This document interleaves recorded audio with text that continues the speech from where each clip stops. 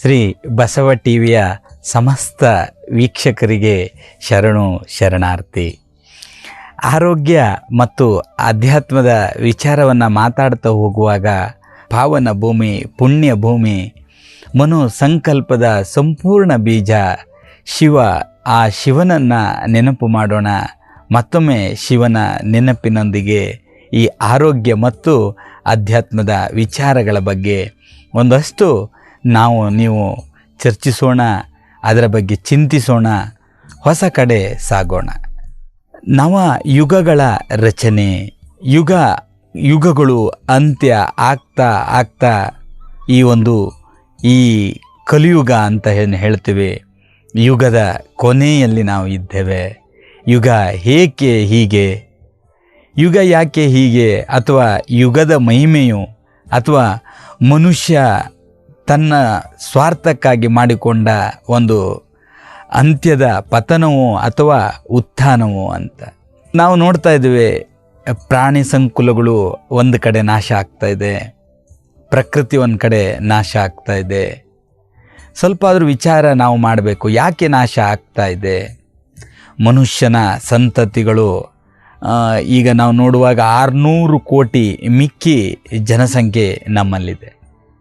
ಒಳ್ಳೆಯ ವಿಚಾರಗಳನ್ನು ಮಾಡುವ ಒಬ್ಬ ವ್ಯಕ್ತಿಗೆ 5 ಜನ ಕೆಟ್ಟ ವಿಚಾರಗಳನ್ನು ಮಾಡುವವರು ಸಿಕ್ಕಿಬಿಟ್ರೆ ಆ ಒಬ್ಬ ವ್ಯಕ್ತಿಯೂ ಕೂಡ ಕೆಟ್ಟವನಾಗ್ತಾನೆ ಅನ್ನುವಂಥದ್ದು ಅಂಬೋಣ. ಆದರೆ ಆ ಒಳ್ಳೆಯ ವ್ಯಕ್ತಿಗಳು ಮಾಡುವ ವಿಚಾರಕ್ಕೆ ಕೆಟ್ಟ ವ್ಯಕ್ತಿಗಳು ಏನು ಕೊಡ್ತಾರೆ, ಆ ಹಿಂಸೆಯ ರೂಪಕ ಇದೆಯಲ್ವ, ಅದರಷ್ಟು ಪಾಪ ದೊಡ್ಡದು ಅಂತ ಹೇಳ್ತಾರೆ. ಪಾಪ ದೊಡ್ಡದಾಗ್ತದೆ ಅಂತ ಹೇಳಿದರೆ ಅದೊಂದು ದೊಡ್ಡ ಕಂದಕವೇ ಸೃಷ್ಟಿಸಿಕೊಂಡಂತೆ.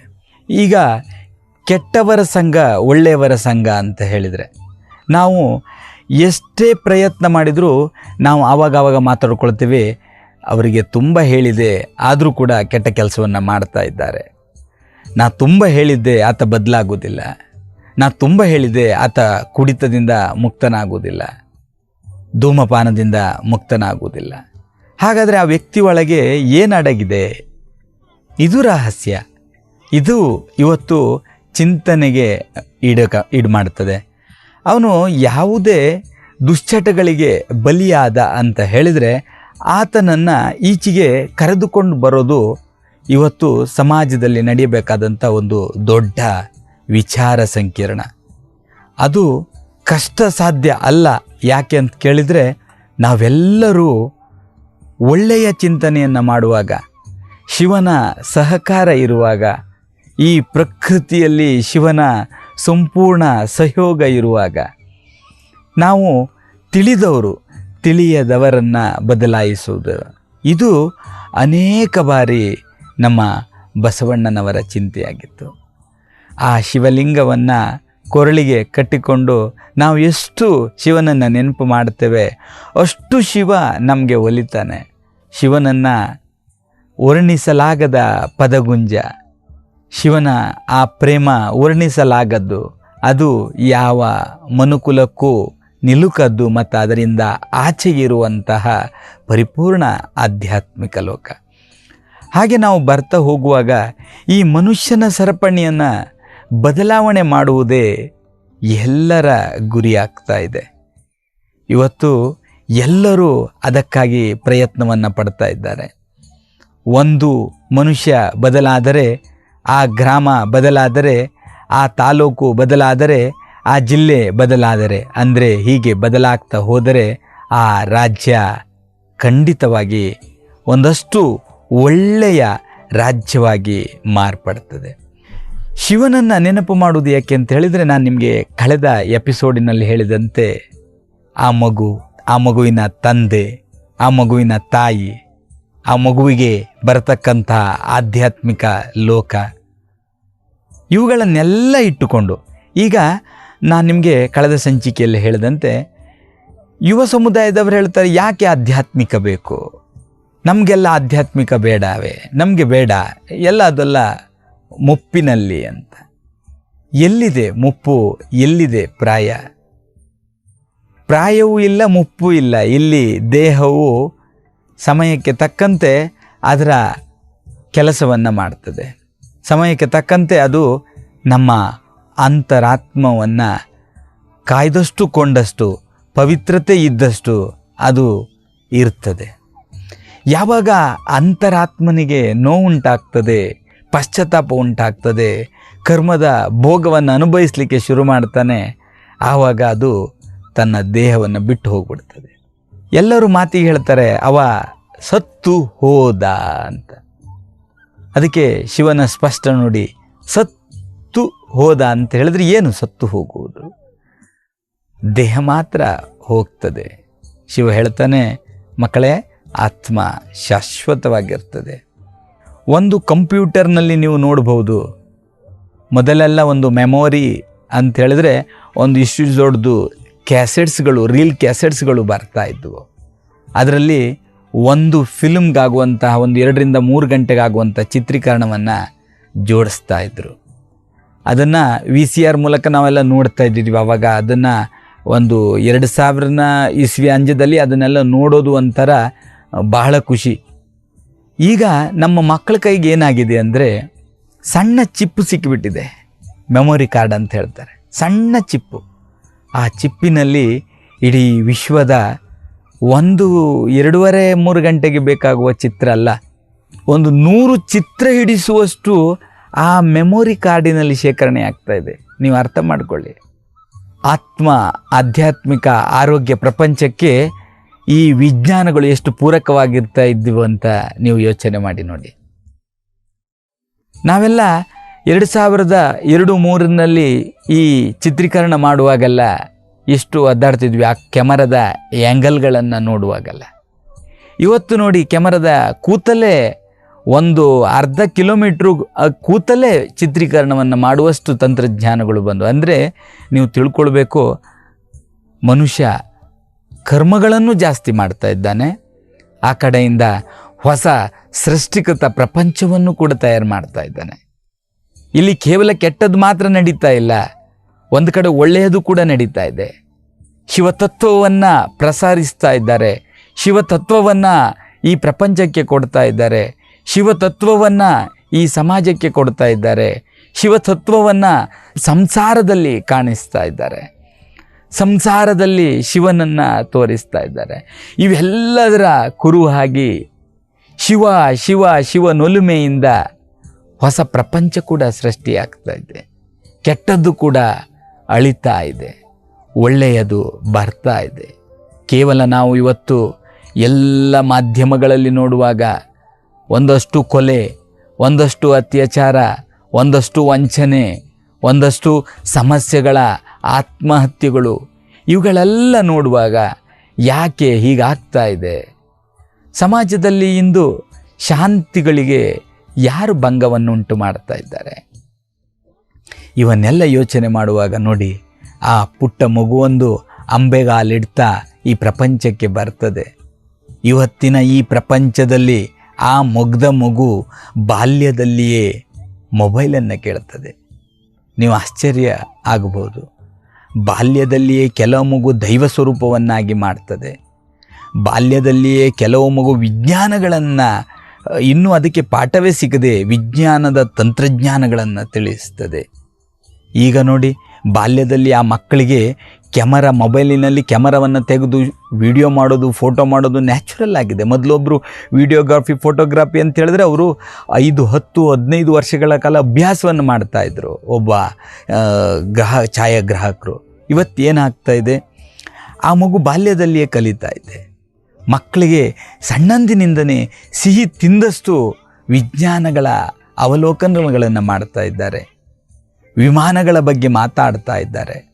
ಇವುಗಳಿಗೆಲ್ಲ ಕಾರಣಗಳೇನು? ಇದನ್ನು ಹೇಳಲಾಗ್ತದೆ. ಒಂದಷ್ಟು ದಿನ ಶಿವನ ಒಲುಮೆಯಿಂದ ಈ ಸಮಾಜ ಸುಖ, ಶಾಂತಿ, ನೆಮ್ಮದಿಗಡೆಗಿತ್ತು. ಇವತ್ತು ಮತ್ತೆ ಅತ್ತ ಸಾಗ್ತಾ ಇದೆ. ಈ ಕಲ್ತಂಥ ಮಕ್ಕಳುಗಳೆಲ್ಲ ಬೇರೆ ಯಾರೂ ಅಲ್ಲ, ಹಿಂದಿನ ಜನ್ಮಗಳಲ್ಲಿ ಕಲ್ತ್ಕೊಂಡು ಬಂದಿರ್ತಾರೆ. ಮುಪ್ಪಾದಾಗ ಅವರು ಸತ್ತು ಹೋದರು ಅಂದರೆ ಆ ದೇಹವನ್ನು ಬಿಟ್ಟು ಹೋಗ್ತಾರೆ. ನಿಮಗೆ ಹೇಳಿದಾಗೆ ಆ ಮೆಮೊರಿ ಕಾರ್ಡ್ ಇದೆಯಲ್ವಾ, ಹೇಗೆ ಆ ಚಿಪ್ಪಿನ ಆಕೃತಿಯಲ್ಲಿ ಅಂತರಾತ್ಮದಲ್ಲಿ ಹುದುಗಿರ್ತದೆ, ಅವುಗಳನ್ನು ಮತ್ತೆ ಮತ್ತೆ ತನ್ನ ಹೊಸ ಜನ್ಮದಲ್ಲಿ ತೋರಿಸ್ತಾ ಬರ್ತಾರೆ ಅನ್ನೋದು ಪ್ರತೀತ. ಇದು ಶಿವ ಪ್ರತೀತ.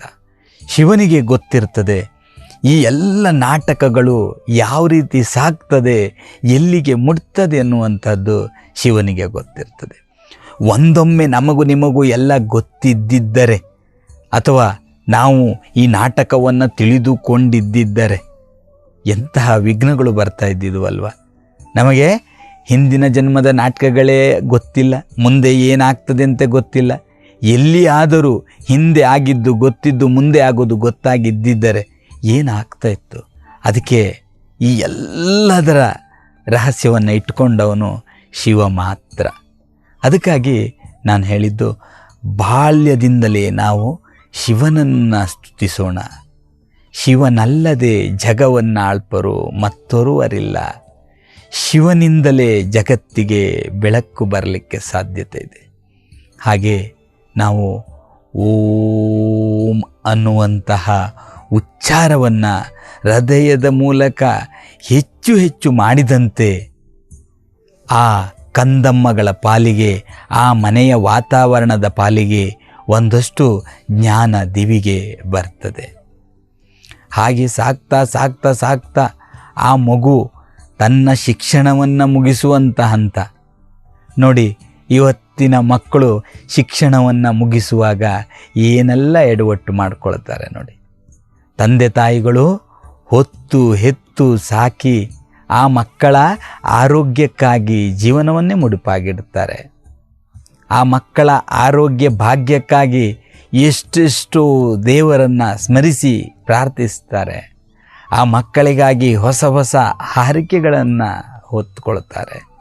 ಇಷ್ಟೆಲ್ಲದರ ನಡುವೆ ಆ ಮಗು ತಂದೆ ತಾಯಿಯ ಮಾತನ್ನು ಕೇಳದೇ ಇದ್ದಾಗ ಏನು ಆ ತಂದೆ ತಾಯಿಗಳಿಗೆ ದುಗುಡ, ಆ ಒಂದು ನೋವು ಯಾರಿಗೆ ಹೇಳಿಕೊಳ್ಳಲಾರದಷ್ಟು ನೋವು ಆಗ್ತದೆ. ಅಂದರೆ ಶಿಕ್ಷಣದ ಸಮಯದಲ್ಲಿ ಶಿಕ್ಷಣವನ್ನೇ ನಾವು ಅಭ್ಯಾಸವನ್ನಾಗಿ ಮಾಡಬೇಕು. ಶಿಕ್ಷಣದ ಸಂದರ್ಭದಲ್ಲಿ ನಾವು ಬೇರೆಯದರ ಬಗ್ಗೆ ನಾವು ಚಿಂತನೆಯನ್ನು ಮಾಡಬಾರ್ದು. ನಾವು ಶಿಕ್ಷಣದ ಸಂದರ್ಭದಲ್ಲಿ ಬೇರೆಯ ಚಿಂತನೆಗಳನ್ನು ಮಾಡಿ ನಮ್ಮ ಮನೋವಿಕಾರಗಳನ್ನು ಹೆಚ್ಚಿಗೆ ಮಾಡಿಕೊಂಡು ವಿಕಾರಗಳ ರೂಟ್ನಲ್ಲಿ ನಾವು ಹೋಗಿಬಿಟ್ರೆ ನಮ್ಮ ಜೀವನ ಬೆಂಕಿಯಂತೆ ಸಾಗ್ತದೆ. ಬೆಂಕಿಯಂತೆ ನಮ್ಮ ಜೀವನ ಸಾಗ್ತದೆ. ಅದಕ್ಕೆ ನೀವು ಬದಲಾಗಬೇಕಂತ ಹೇಳಿದರೆ ಶಿಕ್ಷಣವನ್ನು ಕಾರ್ಯಗತ ಮಾಡಿಕೊಳ್ಬೇಕಾದ್ರೆ ಶಿಕ್ಷಣವನ್ನು ಪಡೆದ ಶಿಕ್ಷಣವನ್ನು ಸಮಾಜಕ್ಕೆ ಕೊಡ್ತಾ ಹೋಗಬೇಕು. ಉದಾಹರಣೆಗೆ ಈ 7ನೇ ತರಗತಿಯನ್ನು ಮುಗಿಸಿ ಹೈಸ್ಕೂಲ್ ಜೀವನಕ್ಕೆ ಬಂದಾಗ ಒಂದಷ್ಟು ಬದಲಾವಣೆಗಳು ನಮ್ಮ ದೇಹದಲ್ಲಿ ಆಗ್ತದೆ. ದೇಹಗಳು ಪ್ರಕೃತಿಯಂತೆ ಬೆಳೀತಾ ಇರುವಾಗ ಈ ಬದಲಾವಣೆಗಳನ್ನು ನಾವು ಮಕ್ಕಳಲ್ಲಿ ತಿಳಿಸಿ ಮಕ್ಕಳನ್ನು ಆರೋಗ್ಯಯುತರಾಗಿ ಎಚ್ಚರಿಸಬೇಕು. ಮಕ್ಕಳನ್ನು ನಾವು ಆರೋಗ್ಯಯುತರನ್ನಾಗಿ ಎಚ್ಚರಿಸಬೇಕು. ಯಾಕೆ ಅಂತ ಕೇಳಿದರೆ ಕೆಲವೊಂದು ಮಕ್ಕಳಿಗೆ ತನ್ನ ದೇಹದಲ್ಲಿ ಬದಲಾವಣೆ ಆಗ್ತಾ ಇರುವಂಥದ್ದು ಅವರಿಗೇನೋ ಒಂದು ರೀತಿಯ ಹೊಸ ಕಡೆ, ಹೊಸ ಅನ್ವೇಷಣೆ ಕಡೆ, ಹೊಸ ಚಿಂತನೆ ಕಡೆ ಚಿಂತೆ ಆಗ್ತದೆ. ಈ ಸಂದರ್ಭದಲ್ಲಿ ನಾನು ನಿಮಗೆ ಮೊದಲೇ ಹೇಳಿದಂತೆ ನಾವೊಂದು ಸಂಸಾರಯುತ ಜೀವನವನ್ನು ಮಾಡಿದಾಗ, ಪಾರದರ್ಶಕವಾದ ಜೀವನವನ್ನು ಮಾಡಿದಾಗ ನಾವು ಇವೆಲ್ಲ ಮಕ್ಕಳಿಗೆ ತಿಳಿಸಿಕೊಡಲಿಕ್ಕೆ ಸಾಧ್ಯತೆ ಆಗ್ತದೆ. ಒಂದು ಕಾಲದಲ್ಲಿ ತಾತ ಮುತ್ತಾತಂದಿರು ಈ ಮೊಮ್ಮಕ್ಕಳನ್ನು ಜೋಪಾನ ಮಾಡ್ತಾಯಿದ್ರು. ಮಕ್ಕಳಿಗೆ ಕಾಲ ತಕ್ಕಂತೆ ಮೊಮ್ಮಕ್ಕಳಿಗೆ ಕಾಲಕ್ಕೆ ಸರಿಯಾಗಿ ಶಿಕ್ಷಣವನ್ನು ಮನೆಯಲ್ಲಿ ಕೊಡ್ತಾಯಿದ್ರು. ಯಾವ ಶಿಕ್ಷಣವನ್ನು? ಬರೀ ಪೆನ್ ಹಿಡಿದು ಬರೆಯೋದು, ಓದೋದು, ಪುಸ್ತಕದಲ್ಲಿ ಏನಿದೆ ಅದನ್ನು ಪರೀಕ್ಷೆಗೆ ಬರುವುದಷ್ಟು ಒಂದೇ ಅಲ್ಲ, ಜೀವನದಲ್ಲಿ ಪ್ರತಿನಿತ್ಯ ನಮ್ಮ ಜೀವನದಲ್ಲಿ ಪರೀಕ್ಷೆಗಳು ಬರ್ತದೆ. ಪ್ರತಿನಿತ್ಯ ನಮ್ಮ ಜೀವನದಲ್ಲಿ ನೋವುಗಳು ಬರ್ತದೆ. ಪ್ರತಿನಿತ್ಯ ನಮ್ಮ ಜೀವನದಲ್ಲಿ ನೋವುಗಳು, ಪರೀಕ್ಷೆಗಳು ಮಾತ್ರ ಅಲ್ಲ, ಸಂತೋಷಗಳು ಕೂಡ ಬರ್ತದೆ. ಒಂದೊಮ್ಮೆ ಸಂತೋಷಗಳು ನಮ್ಮನ್ನು ಯಾವ ರೀತಿ ಕರ್ಕೊಂಡು ಹೋಗ್ತದೆ ಅಂತ ಹೇಳಿದರೆ ವಿಶಾಲವಾದ ಲೋಕಕ್ಕೆ ಕರೆದುಕೊಂಡು ಹೋಗ್ತದೆ. ಹಾಗಾದರೆ ನಾವು ಏನು ಮಾಡೋಣ? ಅಂತಹ ಲೋಕದ ಸಂತೋಷದ ಲೋಕವನ್ನು ನಾವು ನೋಡಬೇಕಲ್ವ?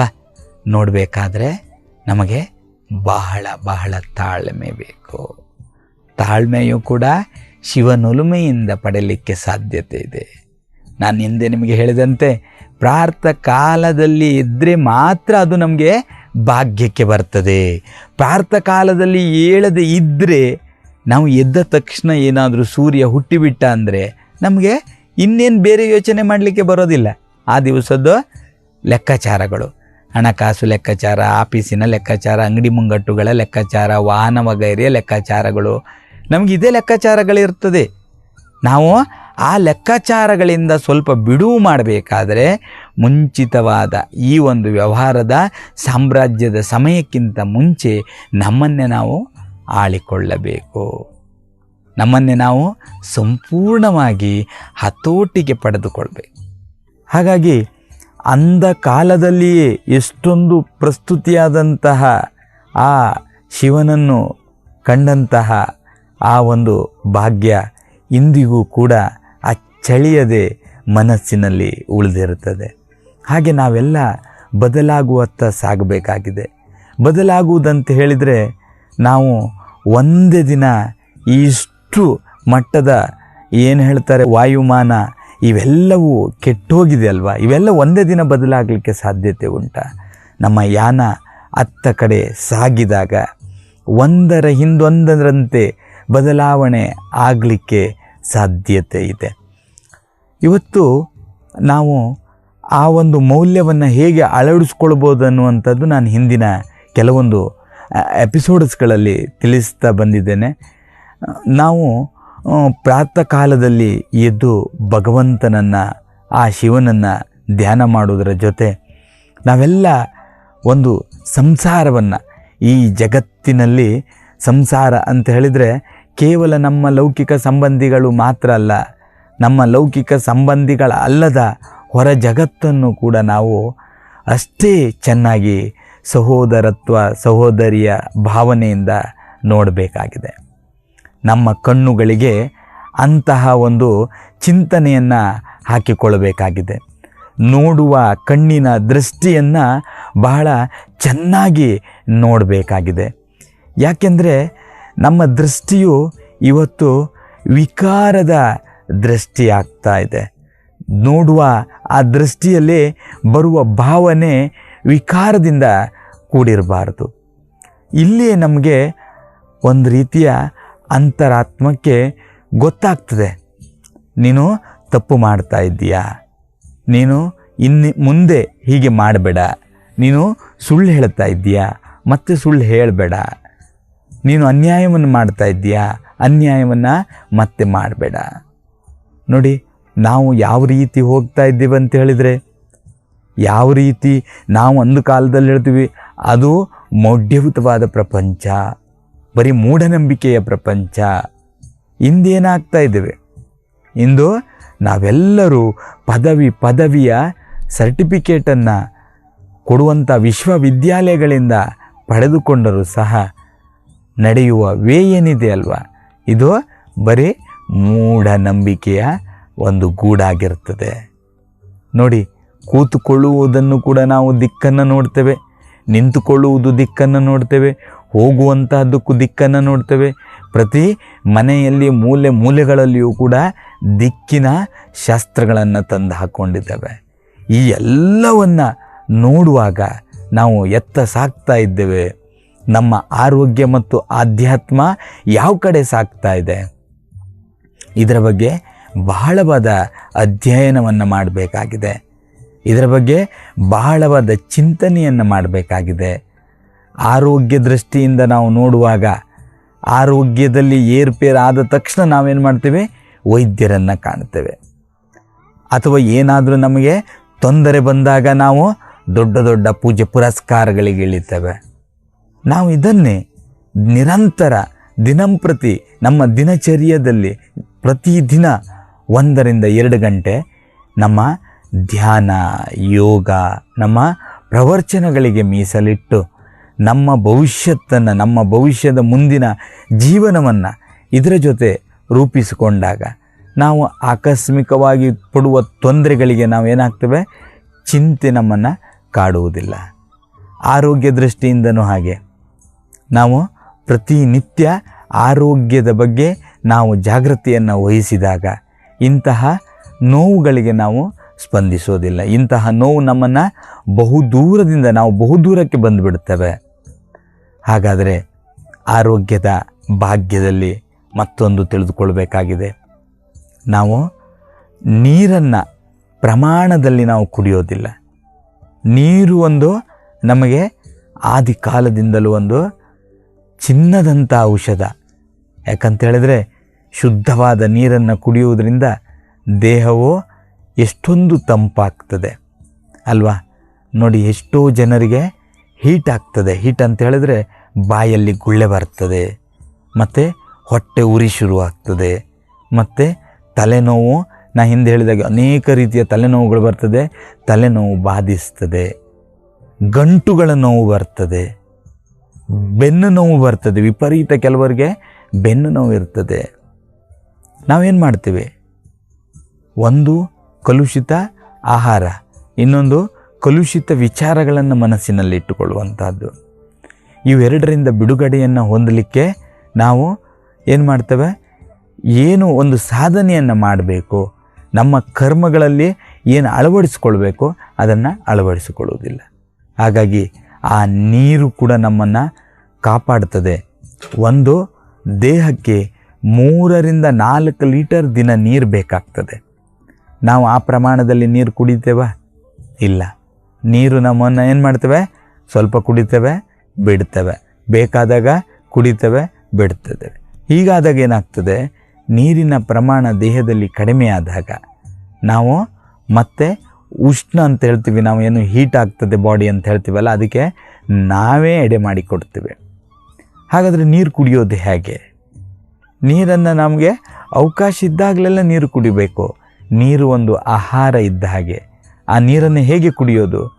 ನಾವು ಬೆಳಿಗ್ಗೆ ಏನು ಪ್ರಾತಃ ಕಾಲದಲ್ಲಿ ಹೇಳ್ಬೇಕಂತ ಇದ್ದೀವಲ್ಲ, ಆ ಸಂದರ್ಭದಲ್ಲಿ ಉಗುರು ಚಪ್ಪೆಯಾದಂತಹ ಬಿಸಿ ನೀರನ್ನು ದೇಹಕ್ಕೆ ಕುಡಿಯೋದ್ರಿಂದ ಹೊಟ್ಟೆಯಲ್ಲಿರುವಂತಹ ಎಲ್ಲ ನಮ್ಮ ಶಕ್ತಿಗಳು, ಜೀರ್ಣ ಶಕ್ತಿಗಳಿಗೆಲ್ಲ ಏನಾಗ್ತದೆ? ಒಂದು ಹೊಸ ಚೈತನ್ಯವನ್ನು ಉಂಟು ಮಾಡ್ತದೆ. ನಾವು ಆ ಸಂದರ್ಭದಿಂದ ಕುಡಿಯುವಂಥ ನೀರನ್ನು ರಾತ್ರಿ ಮಲಗುವ ತನಕ ನೀರನ್ನು ಪ್ರತಿ ಗಂಟೆಗೊಮ್ಮೆ ಚೆಕ್ ಮಾಡ್ತಾ ನೀರು ಕುಡಿಯಬೇಕು. ನೀರು ಕಡಿಮೆ ಆಗಬಾರ್ದು. ಇವತ್ತು ಪ್ರಪಂಚದಲ್ಲಿ ನಾನಾ ಕಾಯಿಲೆಗಳನ್ನು ಅನುಭವಿಸುವವರಲ್ಲಿ ದೊಡ್ಡ ದೊಡ್ಡ ಕಾಯಿಲೆಗಳಿಗೆ ಬಿಡಿ ಹೇಗಿದ್ದರೂ ಕೂಡ ಅದು ಬಾಧಿಸುವಂಥದ್ದು. ಆದರೆ ಈ ಅನೇಕ ನೂರಾರು ಸಣ್ಣ ಪುಟ್ಟ ಕಾಯಿಲೆಗಳಿಗೆ ನೀರು ಸರಿಯಾಗಿ ಕುಡಿಯದೇ ಇರುವುದೇ ಒಂದು ನಾವು ಆರೋಗ್ಯ ಹದಗೆಡಿಸಿಕೊಳ್ಳಲು ಕಾರಣ. ಆರೋಗ್ಯವನ್ನು ಕೈಕೊಟ್ಟು ಬಿಡುತ್ತದೆ ಅದು ಆರೋಗ್ಯ. ಅದಕ್ಕೆ ತೀರವಾದಂತಹ ನೀರನ್ನು ಕುಡಿಯುವುದು ಕೂಡ ಒಂದು ಉತ್ತಮವಾದ ಬೆಳವಣಿಗೆ. ಹಾಗೆ ನಾನು ಕೆಲವೊಂದು ವಿಚಾರಗಳನ್ನು ಹಿಂದೆ ಮಾತಾಡ್ತಾ ಬಂದಾಗ, ನಮ್ಮ ಭೂತಾಯಿಯ ಗರ್ಭಕ್ಕೆ ಬಂದಂತಹ ನಾವು ನೀವೆಲ್ಲ ಅಂದು ಕೂಡ ಸಣ್ಣ ಮಕ್ಕಳಾಗಿದ್ದೆವು, ಸಣ್ಣ ಮಗುವಾಗಿದ್ದೆವು. ಈ ಸಣ್ಣ ಮಕ್ಕಳು ಏನಾಗ್ತದೆ? ದೊಡ್ಡವರಾಗ್ತಾರೆ. ಸಣ್ಣ ಮಕ್ಕಳು ದೊಡ್ಡವರಾಗ್ತಾರೆ. ನಾವು ಕೂಡ, ನೀವು ಕೂಡ ಆಗಿದ್ದೇವೆ. ಕಾರಣ ಏನು? ಇಲ್ಲಿಯ ಪಂಚತತ್ವಗಳು. ಪಂಚತತ್ವಗಳು ನಮ್ಮನ್ನು ಈ ಪಂಚೇಂದ್ರಿಯಗಳಿಗೆ ಶಕ್ತಿ ಮತ್ತು ತೇಜಸ್ಸನ್ನು, ಚೈತನ್ಯವನ್ನು ಕೊಡುವುದರಿಂದ ನಾವು ಬೆಳೀತೇವೆ. ನಮ್ಮಲ್ಲಿ ಅಂತರಾತ್ಮಕ್ಕೆ ಇವುಗಳು ಒಂದು ರೀತಿಯ ಔಷಧ ಇದ್ದಾಗೆ. ನಾವು ಈ ಪಂಚೇಂದ್ರಿಯವನ್ನು ಹತೋಟಿಯಲ್ಲಿ ಇಟ್ಟುಕೊಳ್ಳದೇ ಇರುವುದರಿಂದ ಪಂಚತತ್ವಗಳಲ್ಲಿ ನಾವು ನೋವು ಪೆಟ್ಟನ್ನು ಅನುಭವಿಸಬೇಕಾಗ್ತದೆ. ನಾವು ಹಿಂದೆ ಹೇಳಿದಾಗೆ ದೊಡ್ಡ ದೊಡ್ಡ ಕಾಡುಗಳನ್ನು ಕಡಿದು ನಾಶ ಮಾಡಿದ್ದೇವೆ. ದೊಡ್ಡ ದೊಡ್ಡ ಅಣೆಕಟ್ಟುಗಳಿಗೆ ಕಟ್ಟಂತಹ ಎಷ್ಟೋ ದೊಡ್ಡ ದೊಡ್ಡ ಕಲ್ಲು ಬಂಡೆಗಳನ್ನೆಲ್ಲ ಒಡೆದೇನು ಮಾಡ್ತಾಯಿದ್ವಿ? ಮನೆಯನ್ನು ಮಾಡ್ತಾಯಿದ್ವಿ. ಇರುವ ಹಳ್ಳ ಕೊಳ್ಳಗಳನ್ನೆಲ್ಲ ಮುಚ್ಚಿ ಅದರ ಮೇಲೆ ಮನೆಯನ್ನು ಮಾಡ್ತಾ ಇದ್ದೇವೆ, ನಮ್ಮ ಕಟ್ಟಡಗಳನ್ನು ಕಟ್ತಾ ಇದ್ದೇವೆ. ಸತ್ಯ, ಕಟ್ಟಡಗಳು ಬೇಕು. ಬೆಳೆಯುವಂಥ ಪ್ರಪಂಚಕ್ಕೆ ಕಟ್ಟಡಗಳು ಕೂಡ ಅನೇಕ ರೀತಿಯ ಒಂದು ಬೆಳವಣಿಗೆಯ ಪೂರಕ ವಾತಾವರಣವನ್ನು ಸೃಷ್ಟಿ ಮಾಡ್ತದೆ. ಆದರೆ ನಾವು ನಾಡನ್ನು ಬೆಳೆಸುವುದರ ಜೊತೆಯಲ್ಲಿ ನಮ್ಮ ಕಾಡನ್ನು ನಾವು ಏನು ಮಾಡ್ತಾ ಇದ್ದೇವೆ? ನಾಶವನ್ನಾಗಿ ಮಾಡ್ತಾ ಇದ್ದೇವೆ. ಇವೆಲ್ಲದರಲ್ಲಿಯೂ ಶಿವಶಕ್ತಿ ಅಡಗಿದೆ. ಶಿವನ ಪರಿಪೂರ್ಣವಾದ ಸಹಕಾರವಿದೆ. ಪರಿಪೂರ್ಣವಾದಂತಹ ತೇಜಸ್ಸಿದೆ. ಶಿವನ ಮಕ್ಕಳಾದ ನಾವು ಅದನ್ನು ಕಾಪಾಡಿಕೊಳ್ಬೇಕಾದ್ದು ಕೂಡ ಅಷ್ಟೇ ನಮಗೆ ಜವಾಬ್ದಾರಿ ಇದೆ. ಒಂದು ನಾಟಕವನ್ನು ಮಾಡಲಾಗ್ತದೆ. ನಾಟಕವನ್ನು ಮಾಡುವಾಗ ಅನೇಕ ಕಲ್ಲರ್ ಬೆಳಕನ್ನು ಅಳವಡಿಸ್ತಾರೆ. ಒಂದು ವೇದಿಕೆಯನ್ನು ನಿರ್ಮಾಣ ಮಾಡ್ತಾರೆ. ವೇದಿಕೆಯ ಹಿಂಭಾಗಕ್ಕೆ ಬೇಕಾದ ವಿಧ ವಿಧದ ಬಟ್ಟೆಗಳನ್ನು ಅಳವಡಿಸ್ತಾರೆ. ಈ ರೀತಿಯಾದಂಥ ಒಂದು ನೋಡುವಾಗ ಗೊತ್ತಾಗ್ತದೆ ಇದು ನಾಟಕದ ವೇದಿಕೆ. ನಾವೇನು ಮಾಡ್ತೇವೆ, ನಾಟಕಗಾರರು ಬಂದು ನಾಟಕವನ್ನು ಮಾಡ್ತಾರೆ, ನಾವು ನಾಟಕವನ್ನು ನೋಡ್ತೇವೆ. ನಾಟಕವನ್ನು ನೋಡಿ ಆದ ನಂತರ ನಾಟಕಗಾರರು ಏನು ಮಾಡ್ತಾರೆ, ಅವರು ಕೂಡ ಅವರ ವೇಷವನ್ನು ಕಳಿಸ್ತಾರೆ, ಅವರ ಮನೆಗಳಿಗೆ ತೆರಳುತ್ತಾರೆ. ವೇದಿಕೆಯನ್ನು ನಿರ್ಮಿಸಿದವರು ವೇದಿಕೆಯನ್ನು ಕೂಡ ತೆಗಿತಾರೆ, ಆ ಕಲರ್ ಲೈಟ್ಗಳನ್ನು ಕೂಡ ತೆಗಿತಾರೆ. ಆದರೆ ಏನು ಶಾಶ್ವತವಾಯಿತು? ಆ ಕಲಾವಿದ ಇದ್ದಾನೆ, ನಾಟಕ ಏನಾಗ್ತದೆ? ಶಾಶ್ವತ ಅಲ್ಲ. ಹಾಗೆ ನಾವು ಶಾಶ್ವತವಾಗಿದ್ದೇವೆ, ನಾವು ಅಮರವಾಗಿದ್ದೇವೆ. ನಮ್ಮ ಚಿಂತನೆಗಳು ಪಾರದರ್ಶಕವಾದ ಚಿಂತನೆಗಳಿಗೆ ಅಮರವಾದಂತಹ ಬೆಲೆಗಳಿರ್ತದೆ. ಆದರೆ ಏನಾಯಿತು ಇಲ್ಲಿ?